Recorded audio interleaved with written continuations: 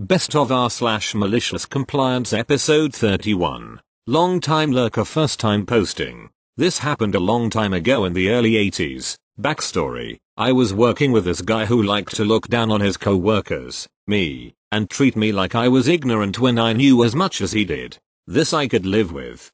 But where I finally drew the line was having to listen to him write and sing so-called Christian songs at me while on the way to and from the job site. So on the day of reckoning we were in a warehouse installing a 30 feet tall fence. The top row of wire was installed when he yelled down to me to wind up the welder cables and the extension cords, then move the scaffold over about 5 feet. I took my time winding up the cables and cords, not fast but not very slow either. Then as instructed I walked over to the scaffold and grabbing it gave a hard fast pull to get it to move so I could get it where he said he wanted it. This caused him to squeal like a little girl as he then said to me, "Why did you not tell me you were moving the scaffold?" To which I replied, "What? You told me to move it." Followed his directions to a T. TLDR. Crew leader tells me to wind up the welding cables and extension cords, then move the 30 feet tall scaffolding he is standing on, then he screams like a little girl when I do. Thank you. Next.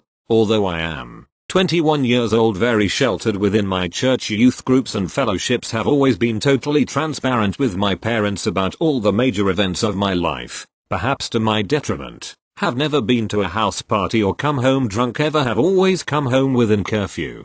My parents, particularly my mother, believes I am not trustworthy of any independence in my life. Today I told my parents I would be attending a party without letting them know a few days beforehand.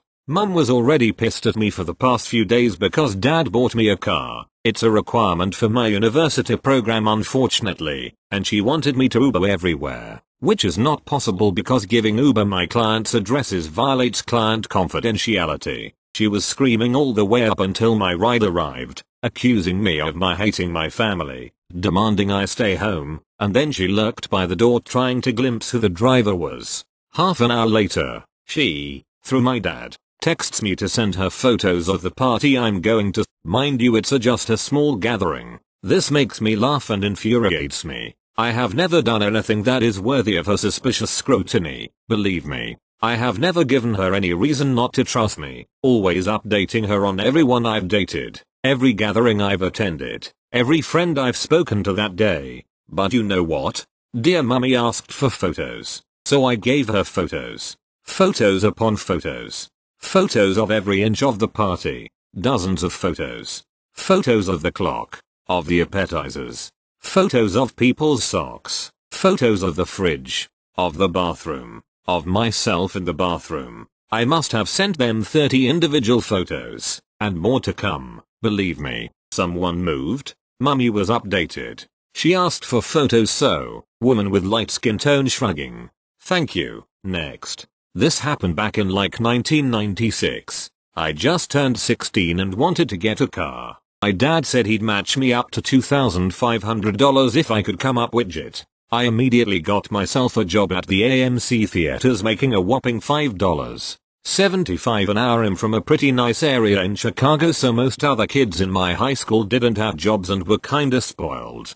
Being in high school I could only work Friday nights and on the weekend. Lots of kids would come in from my high school and nearby schools and see me and judge me for whatever reason. Kids are stupid. One day this real prick from my high school comes in, RP, and immediately makes some stupid comments to me. Whatever. I sell him his tickets and he goes on his way to the food court to hang out until his movie starts. During that time I move my post to work concession. About an hour later RP comes up to concessions and orders popcorn and a large drink. This is where the malicious compliance comes in. RP, I'll have a large drink. Me, okay, what do you want to drink? RP, thinking he's real cute and funny. I don't know, surprise me. So I filled up his large drink with water. I bet he was surprised. I still laugh thinking about it today. Thank you. Next. Reading another post about working in a library, jogged this one loose.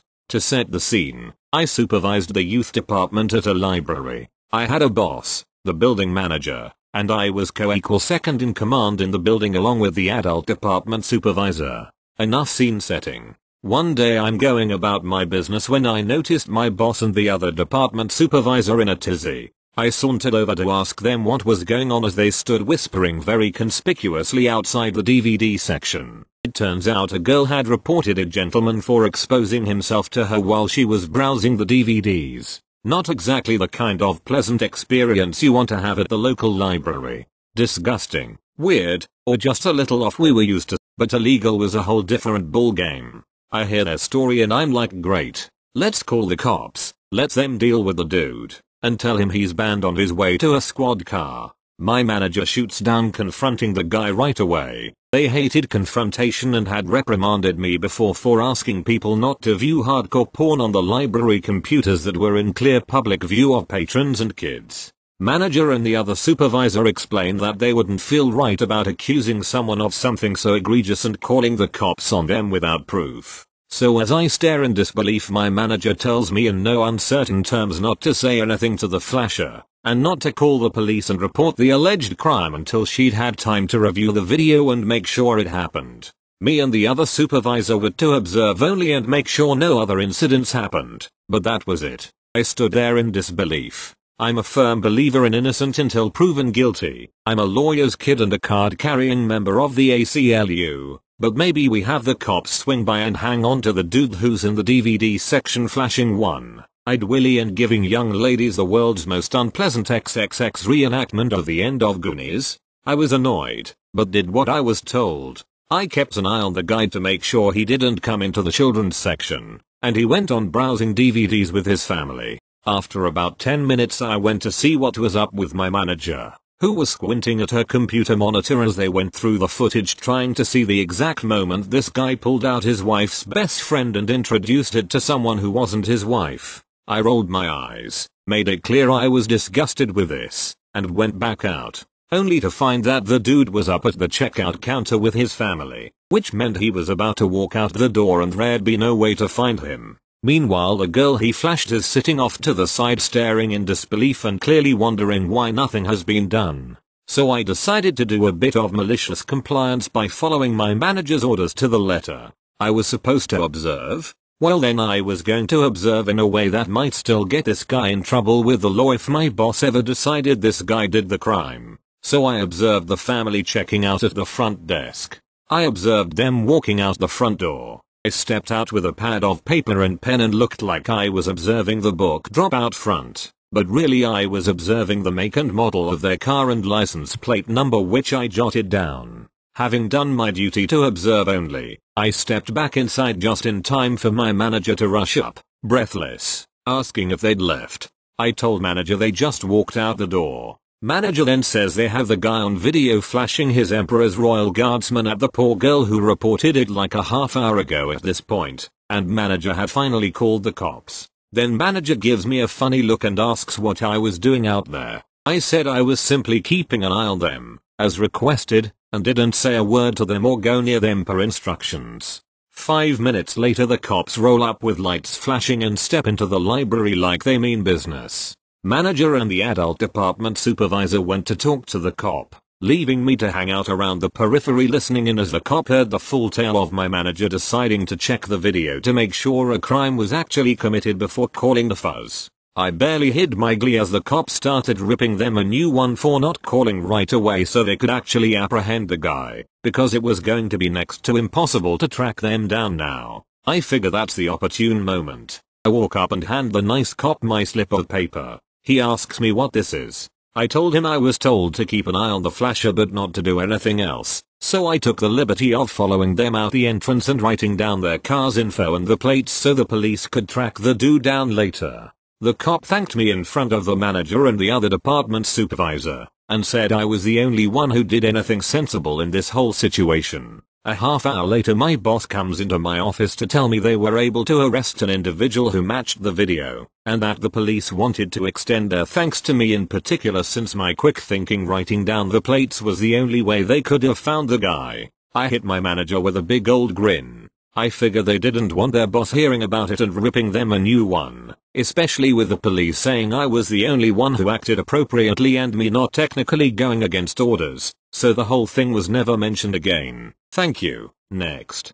/provocative title. This is not my malicious compliance but I benefited from it. As an outside contractor truck driver, I took a load from the distribution center to a Dick's Sporting Goods store, about 30,000 pounds, 13,600 kilos, about 300 miles. I don't know exactly how much it paid, as I am a company employed driver and my pay is independent of freight pay, but I know my company takes loads for no less than $2/mile. I was told to ask the store if they had a returns load. If they did, I was to take it back to the DC. If they did not, I was released to get another load somewhere else. The smiling store manager told that yes, in fact, they do have a return. One broken tube of tennis balls. It was malicious compliance on the part of the store manager because his supervisor had given him shit about floor space being taken up by return merchandise, even though policy was to collect a decent load before sending it back, because a truckload costs the same if it's one pallet or 30. So the store manager started sending back any returns he had on hand, anything at all, when truckloads arrived. My company, remember, does not take a load for less than $2 a mile, no matter what. They usually get more. So, one load of 3 tennis balls, less than £1 total, returned 300 miles to the DC, for a minimum cost of $600 to the customer, possibly more. I hope the supervisor was happy with the save space. Thank you. Next. Sorry for my English as I'm not a fluent speaker. Edit. Grammar. So this happened few years back. My class was going on a week-long trip by the end of our first year of high school. We were all very excited as it was our first big trip. Unfortunately, there was a bit of a mix-up with rooms we reserved. You see, I have this friend group, 6 ppl, and we wanted to have rooms next to each other. We had reserved 2-person room and 4-person room with were next to each other. As it turned out, 2 girls took our place in the 4-person room, and myself and one of my friends were located in the other end of the hotel we were staying in. No biggie. We would just ask the girls to switch room. They would surely understand and agree, wouldn't they? Well, number. I asked one of them about it as politely as I could, but her answer was number. She said I am really good friends with X and Y also. She is not, so I won't switch. I tried to convince her for a few more minutes, but she wouldn't change her mind. So I told my friends it's a no-go. Lo and behold, as we finally got to the hotel and rooms keys were distributed, to radiate out my and my friend's room was one of the nicest ones we got. It was really big, as for school trip standards. It had 2 spare rooms for each one of us, and even a fridge. Once again, school trip standards. We quickly unpack so we can go and check out other rooms. On our way to our friends, we met the 2 girls. They were doing the same thing as we were, so we gladly take them to our great room. They are astonished. Immediately they start asking to change, but we weren't having any of this anymore. I put on the sweetest smile I possibly could, and with even sweeter voice I say, but you are such a good friends with X and Y, so we wouldn't want to ruin that for you. The look on their faces was priceless as my friend shut the door right in front of them. We ended up having a great time after that. Almost all of our free time we spent in that room watching a meanie and playing board games. And not only me and my friends. Almost whole class was hanging out together. It was really great end to really great school year. And if you're wondering, no, the girls haven't had as great time as we had. And no, they didn't like my friends after all. Thank you. Next. This has always been one of my favorite stories and I think a perfect fit for this sub. Back in the early 60s when my grandparents' marriage finally went completely to shit, my grandma loaded up a passel of kids. 11 or 12 of them. My mom was the oldest girl, college aged and bound, and decided to move back out Midwest from Alaska, by train. So one of my many uncles had really long hair. Grandma has always had a thing about boys and long hair. She once threatened to cut my brother's hair off because it was too long. She wasn't a very nice lady, but hey, she had a lying, cheating husband and 2 men, a kid, so I can in retrospect cut her some slack. But anyways, she decides it is not okay for this son to have long hair, hands him money on the day they're departing and tells him to go get a haircut before he gets on the train. Uncle is pissed but he complies, and shows up just in time to board the train, with a full-on Mohawk haircut, all spiked and styled, sides shaved and center part perfect. Grandma was pissed. Wouldn't let him sit with the rest of the family the whole trip, which he was perfectly fine with, and apparently wouldn't speak to him for months, during which he kept up the Mohawk. To sum up, Grandma demands son with long hair gets a haircut. So he does, but gets a mohawk just to piss off his mom.